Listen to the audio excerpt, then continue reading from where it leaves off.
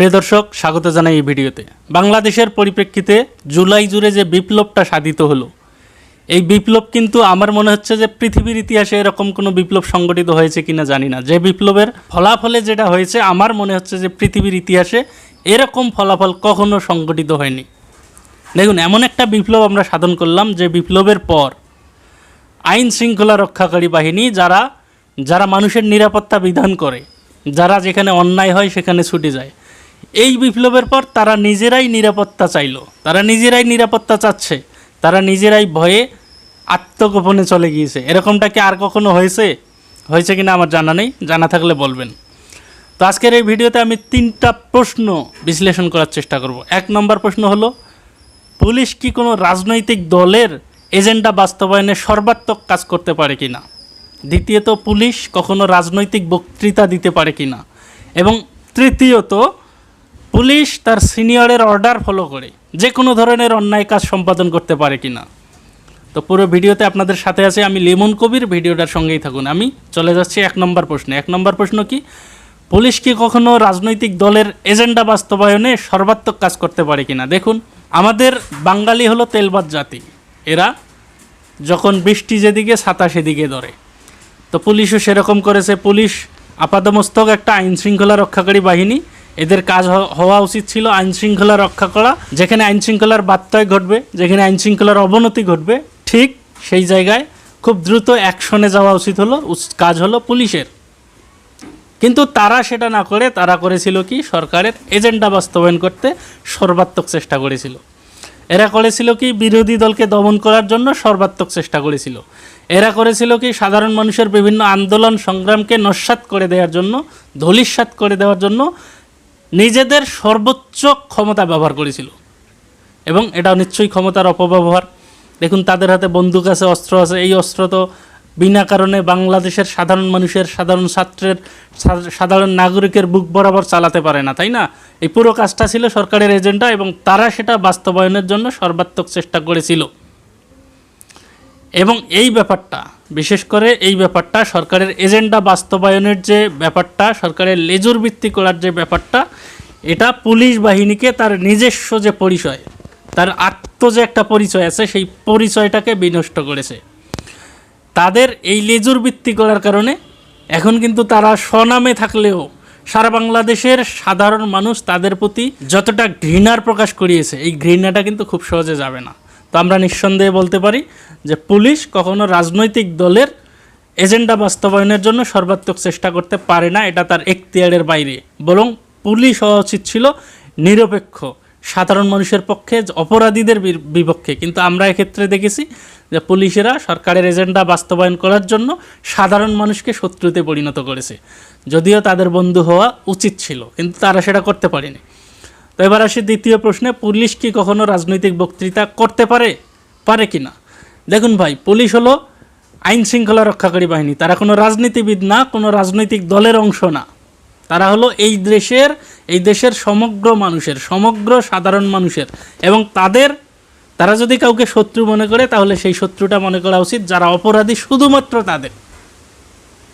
কিন্তু তারা করেছে কি, তারা বলে যে আমাদের জামাত বিএনপি আমাদের শত্রু। কেন ভাই? আরে ভাই, জামাত বিএনপিও তো এদেশের একটা রাজনৈতিক দল। যে দেশে গণতন্ত্র থাকবে সে দেশে একাধিক রাজনৈতিক দল থাকবে। একাধিক রাজনৈতিক দল থাকাটা হলো গণতান্ত্রিক অধিকার। আপনি বিভিন্ন গণতান্ত্রিক দলকে সেই অধিকার থেকে বঞ্চিত করে আপনি প্রকাশ্যে সংবাদ মাধ্যমে বলবেন জামাত বিএনপি আমাদের শত্রু। এটা কোনো হইল ভাই? এই ধরনের কথা পুলিশের আসলে বলা সাজে। এবং আমরা আরও একটা জায়গায় দেখেছিলাম যে একটা সমাবেশে, একটা মঞ্চে পুলিশের সম্ভবত ওসি ছিল নাকি ডিআইজি ছিল, যেই ছিল মনে নাই, তিনি কি করছেন, জয় বাংলা জয় বঙ্গবন্ধু, আওয়ামী লীগের একটা দলীয় স্লোগান দিয়ে বক্তৃতা শুরু করছেন। তো দেখুন, এটা তো সাধারণ মানুষ গ্রহণ করছে না।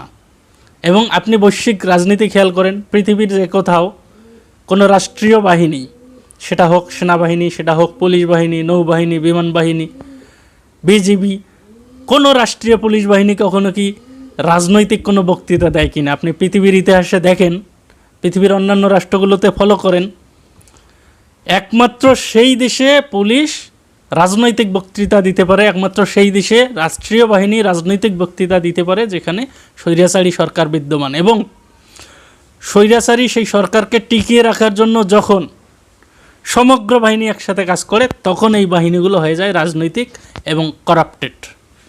দুর্নীতির এমন কোনো সেক্টর নাই, দুর্নীতির এমন কোনো শাখা প্রশাখা নাই, দুর্নীতির এমন কোনো অঙ্গ প্রত্যঙ্গ নাই যেখানে এদের বিরাজ ছিল না, যেখানে এদের পদায়ন ছিল না, যেখানে এদের পদধূলি ছিল না। তো সামগ্রিক আলোচনা থেকে আমরা এটা বলতে পারি যে পুলিশ কখনো রাজনৈতিক বক্তৃতা দিতে পারে না, কেননা তারা রাজনৈতিক জীব নয়, তারা কোনো রাজনৈতিক দলের অংশ নয়, বরং তারা সমগ্র রাষ্ট্রের সাধারণ মানুষের। এবার আসি তৃতীয় প্রশ্ন।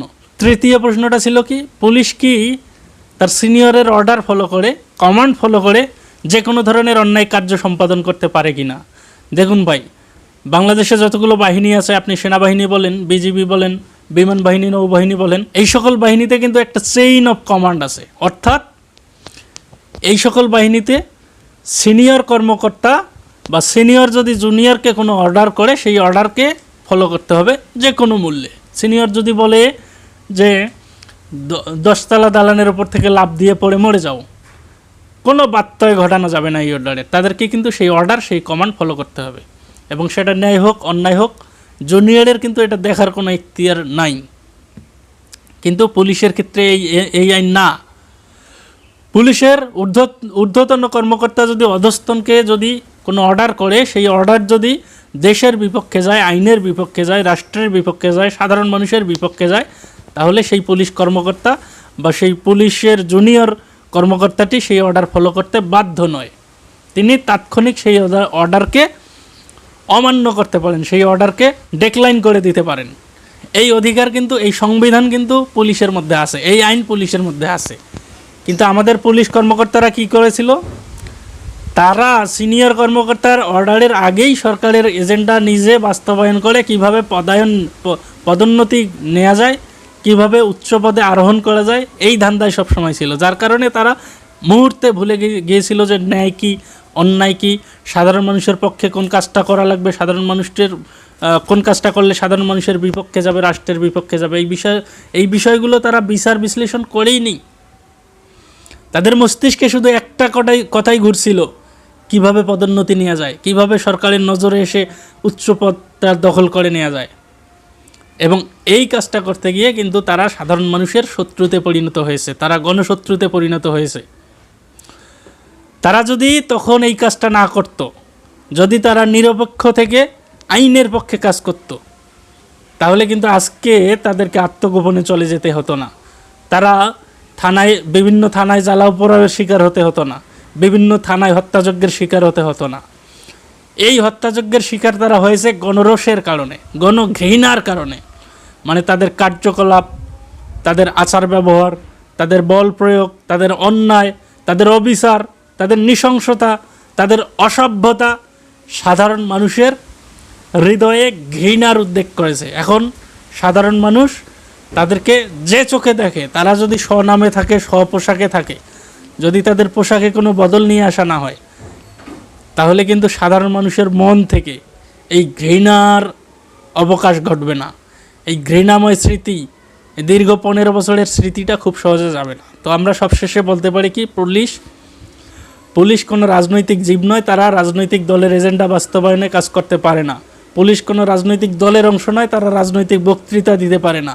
এবং পুলিশ তাদের সিনিয়রের কমান্ড ফলো করে কোনো অন্যায় কার্যক্রম পরিচালনা করতে পারে না, এই অধিকার তাদের নেই।